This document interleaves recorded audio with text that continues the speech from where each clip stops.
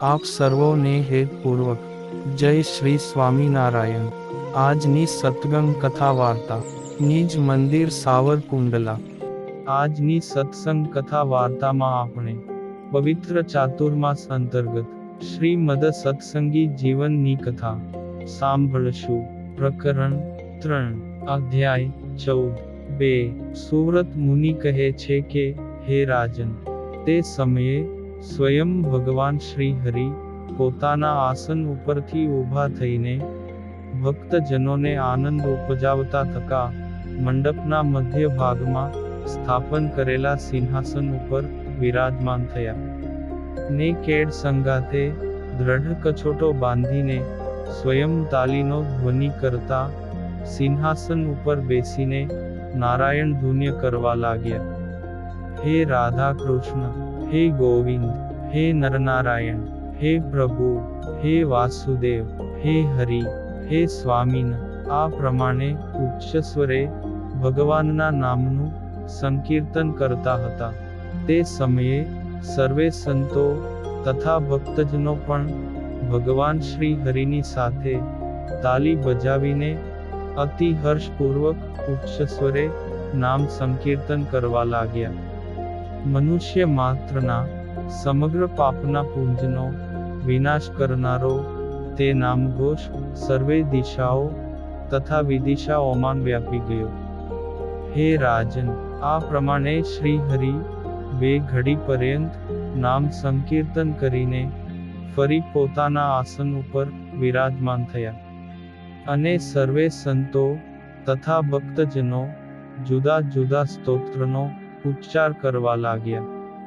પ્રાચીન તથા આધુનિક કવિઓએ રચેલા સંસ્કૃતના સ્તોત્રો તથા પ્રાકૃત ભાષાના પદ્યોનું ગાન કરી શ્રી હરિની સ્તુતિ પ્રાર્થના કરીને પ્રેમથી પ્રણામ કર્યા। એ અવસરે નૂતન કાવ્ય રચવામાં નિપુણ એવા દીનાનાથ ભટ્ટ બે હાથ જોડીને 8 શ્લોકથી રચાયેલા સ્તોત્ર વડે શ્રી હરિની સ્તુતિ કરવા લાગ્યા। હે પ્રભો, મહાતેજના પુંજની મધ્યે ચળકતા નિર્મળ સિંહાસન ઉપર વિરાજમાન અને કાળ, માયા, અક્ષર સર્વેના અધીશ્વર એવા તમે તમારા ચરણ કમળની આંગળીઓના નખમાંથી નીકળતા તેજ વડે સમગ્ર સભાને પ્રકાશિત કરો છો। તમારા મસ્તક ઉપર પાર્ષદે નિર્મળ ચંદ્રમાની ચાંદની સમાન શ્વેત છત્રને ધારણ કર્યું છે અને વળી બંને પડખે પાર્ષદો ઊભા રહીને આપને વિશુદ્ધ ચંદ્રિકા સમાન શ્વેત ચામર ઢોળી રહ્યા છે। એવા હે ભક્તિ ધર્મના પુત્ર નારાયણ મુનિ, તમને મારા નેત્રો આગળ પ્રાપ્ત કરીને અર્થાત આપના દર્શન પામતા હું અતિશય કૃતાર્થ થયો છું ને મારો જન્મ સફળ થયો છે। હે હરિ, આપનું આ પ્રત્યક્ષ દિવ્ય સ્વરૂપ જેવી રીતે આપે કૃપા કરીને નયન ગોચર કર્યું છે, તેવી જ રીતે કૃપા કરીને અમારા હૃદયમાં સદૈવ સ્ફુરાયમાન થતું રહે। તે દિવ્ય સ્વરૂપ સકલ સંતાપ હરનારા એવા મંદમંદ હાસ્યથી શોભતા મુખ કમળથી યુક્ત છે અને વળી ચપળ નેત્રોથી ભક્તજનો ઉપર કૃપા દ્વષ્ટિ વરસાવનારું છે। શોભાયમાન મોતીઓની માળા ધારણ કરી રહેલ છે, અનેકવિધ પુષ્પના તોરાઓથી યુક્ત મુકુટને ધારણ કરી રહેલ છે, ચળકતા ઉજ્જવળ ઉત્તરીય વસ્ત્રને ધારણ કરી રહેલ છે, ચરણમાં ધારણ કરેલા શોભાયમાન ઝાંઝરથી વિલસી રહ્યું છે। હે શ્રી હરિ, મને દ્રઢ વિશ્વાસ છે કે આપના ચરણ કમળનો આશ્રય કરનારા મનુષ્યો આપની અસીમ કરુણાથી કોઈ પણ પ્રયાસ વિના આ ભવસાગરનો પાર પામી જાય છે અને તમે એક જ અનંત કોટી બ્રહ્માંડના સ્વામી છો। આવું જાણીને જ મેં તમારા આ ચરણારવિંદનો અતિશય દ્રઢ આશરો કર્યો છે। હે સ્વામીન, હું કોઈ શાસ્ત્રોના કે વિવિધ સિદ્ધાંતોના નિર્ણયને જાણતો નથી। પુરાણોમાં ગવાયેલી અનેક કલ્પોના આશ્રયવાળી કલ્પાંતરોની કથાઓને નથી જાણતો.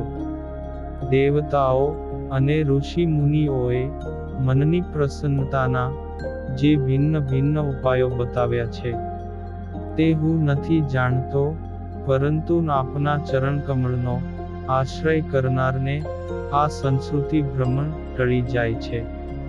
એટલું જ હું જાણું છું.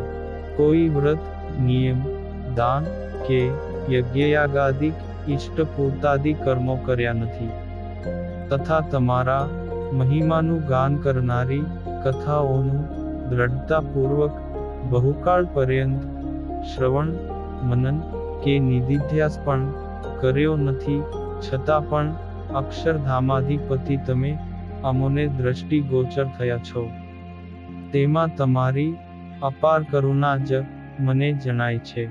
હે પ્રભુ, હે નાથ, હું પાપના સમૂહ તેમજ કામ, મદ, માન વગેરે દોષોથી અત્યંત ઘેરાયેલો છું. તેથી જો તમે તમારી પરમ કરુણાનું અવલંબન ન કરો તો મને તમારા ચરણ કમળનું દર્શન કયા પ્રકારે થાય? આવી કરુણા તમારે વિશે જ અસાધારણપણે વર્તે છે એ કેવળ આશ્ચર્યની વાત છે. હે શ્રી હરિ, જન્મ મરણના પ્રવાહ રૂપ આ સંસાર સિંધુમાંથી મુક્ત થવા માટે શાસ્ત્ર નિપુણ હોવા છતાં પણ મારી બુદ્ધિમાં કોઈ બળ નથી. દ્રઢ વૈરાગ્યથી અલંકૃત એવું કોઈ આત્મજ્ઞાન નથી. તેમજ પવિત્રતા અને સંતોષ આદિક નિયમોનું પણ કોઈ બળ નથી. તેથી શરણે આવનારા ભક્તજનોનો ઉદ્ધાર કરવાનું આપનું જે બિરુદ છે તેને સંભાળીને તમે મારો ઉદ્ધાર કરો. કારણ કે વર્ણાશ્રમના 6 પ્રકારના ધર્મની કર્તવ્ય રીતને પણ હું જાણતો નથી, તેમજ શાસ્ત્ર કે મંત્રતંત્ર પણ જાણતો નથી, ભક્તજનોના કર્તવ્યને પણ જાણતો નથી, તમારા ચરણ કમળની પૂજા પદ્ધતિ પણ જાણતો નથી. તેથી આપની પાસે દીન તેમજ રંગ આ દીનાનાથ તમારા ચરણ કમળમાં માત્ર સાષ્ટાંગ પ્રણામ કરે છે. હે રાજન, આ પ્રકારે કરુણાષ્ટકથી દીનાનાથ ભટ્ટે શ્રી હરિની સ્તુતિ કરી. તેથી તેમના ઉપર પ્રસન્ન થયેલા પરમાત્માએ તેમને અભય વરદાન આપ્યું. ત્યારબાદ મુનિવર્યોએ શ્રી હરિને મધ્યમાં પધરાવીને પ્રદક્ષિણા કરતા કરતા, રાસ લેતા લેતા, આદરપૂર્વક સંકીર્તન સરિતા રેલાવીને વર્તુળાકારે ફરતા ફરતા એક સાથે તાલી મિલાવી સંકીર્તન કરી રહેલા સંતવૃંદે શ્રી હરિને અતિશય પ્રસન્ન કર્યા. પ્રસન્ન થયેલા શ્રી હરિએ મુનિવર્યોને પોતપોતાના સ્થાનકે જવા માટે આદેશ કર્યો. તેથી સર્વે સંતો પોતાના સ્થાનકે ગયા. ત્યારબાદ આવતીકાલની રસોઈની તૈયારી કરવાની ગુદેવોને આજ્ઞા આપી. શ્રી હરિ પણ અક્ષરભુવન માન પધાર્યા. ત્યાં આવીને શ્રી હરિએ સ્નાન કરી પોતાનું નિત્ય સંધ્યા વંદન કર્યું અને હોમકર્મ કર્યું. પછી રાત્રિનો પહેલો પ્રહર વીતી ગયો હોવાથી પોતાની સેવા માટે ઉત્સુક યોગ નિદ્રાનો સ્વીકાર કરીને તેમનો સત્કાર કર્યો.